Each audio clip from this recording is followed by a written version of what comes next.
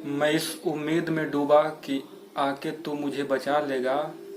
अब इससे ज्यादा मेरी जिंदगी का इम्तिहान क्या लेगा।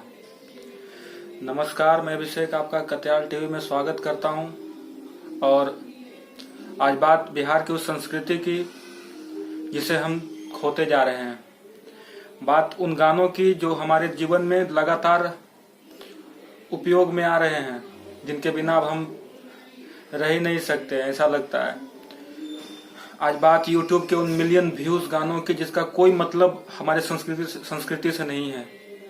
आज बात उन चेहरों की जिनका आज निजात की आखिर क्या हो गया है बिहार की संस्कृति को। क्यों हम इन गानों को बढ़ावा दे रहे हैं, क्यों हम इन गायकों को बढ़ावा दे रहे हैं जिनका हमारे संस्कृति से कोई मतलब नहीं है। तो हमें एक संदेश देना है उन गायकों को, उन संगीतकारों को, उन अपने आप में कहने वाले कलाकारों को कि ये बिहार ऐसा नहीं है। ये बिहार बुद्ध और जैन की धरती है। ये बिहार चंद्रगुप्त मौर्य की धरती है। ये बिहार चाणक्य की धरती है। ये बिहार में ये इन गानों का अब और बढ़ावा नहीं मिलेगा। एक संदेश पहुंचाना है उन तक कि आप सोचिए कि जब भी आप सुनते हैं इन गानों को कान में ये हेडफोन लगाकर, या फिर कहीं बाहर कहीं भी आप हो, तो क्या एक सवाल नहीं आता है क्या मन में कि ये इन गानों के साथ साथ हमारे संस्कृति में जो कुछ भी चल रहा है ये इसके ठीक विपरीत है। क्या हमारा बिहार इसे कभी अपना पाएगा, स्वीकार कर पाएगा? क्या हमारे बिहार की संस्कृति में ये है? तो इन गानों के ऊपर जितने भी लोग आप जानते हैं मैं किन गानों की बात कर रहा हूं। जी हाँ, जाने माने कलाकार भोजपुरी सिनेमा के, जाने माने कलाकार भोजपुरी संगीतकार भोजपुरी सिनेमा के, मैं उनका ही बात कर रहा हूं।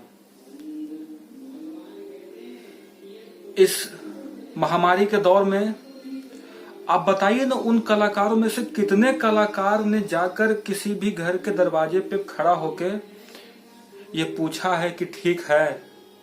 बताइए आप कि जिनका ठीक है गाना सुनते हुए मजदूर न जाने कितने दूर साइकिल से एक छोटे से मोबाइल के ऊपर वो गाना बजाते हुए निकल पड़ते हैं। क्या उन्होंने कभी उस मजदूर से जाके पूछा है कि आपके पास 2 वक्त की रोटी है भी या नहीं? आप बताइए, हमें तो नहीं मिला है। आसपास में अगर कोई है तो बताइए हमें। मैं बताता हूं कि वो कहां है। वो इस महामारी को भी, इस आपदा को भी अवसर में बदल रहे हैं। एक फोटो आपके सामने आ रहा है और इसके ऊपर हम लोग 100 मिलियन, 200 मिलियन, 300 मिलियन व्यूज करके उन्हें और बढ़ावा दे रहे हैं। क्या बहिष्कार सिर्फ चाइनीज सामान का होगा? क्या इन गानों का बहिष्कार नहीं होना चाहिए जो हमारे संस्कृति के खिलाफ हैं? चलिए मान लेते हैं, आपके मन में सवाल उठ रहा होगा कि क्या फर्क पड़ता है, हम हेडफोन लगाकर सुनते हैं, हम अपना 2 GB डाटा फूंक देते हैं, क्या फर्क पड़ता है? तो आपके इस सवाल के बदले मेरे तरफ से एक सवाल आपके लिए है कि सोचिएगा कभी कि बिहार के उन महिलाओं के सर के ऊपर से कभी पल्लू नहीं हटता था। अभी भी हमारी संस्कृति ये है कि उनके सर पे पल्लू रहता है, और जिन बहनों के कंधे से दुपट्टा नहीं हटता है, क्या वो बिहार इस तरह के गानों का है? क्या वो बिहार की संस्कृति इस तरह के गानों को अपना पाएगी जिन्हें आप हर दिन व्यूज बढ़ाते जा रहे हैं?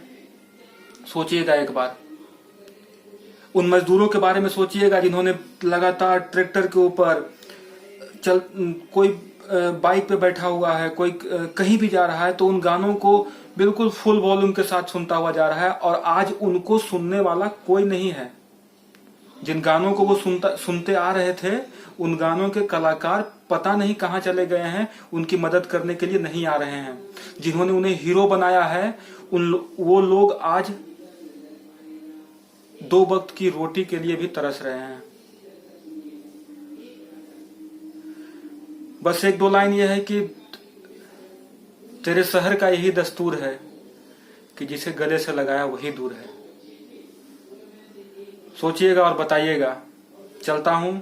जय हिंद, जय भारत, जय बिहार।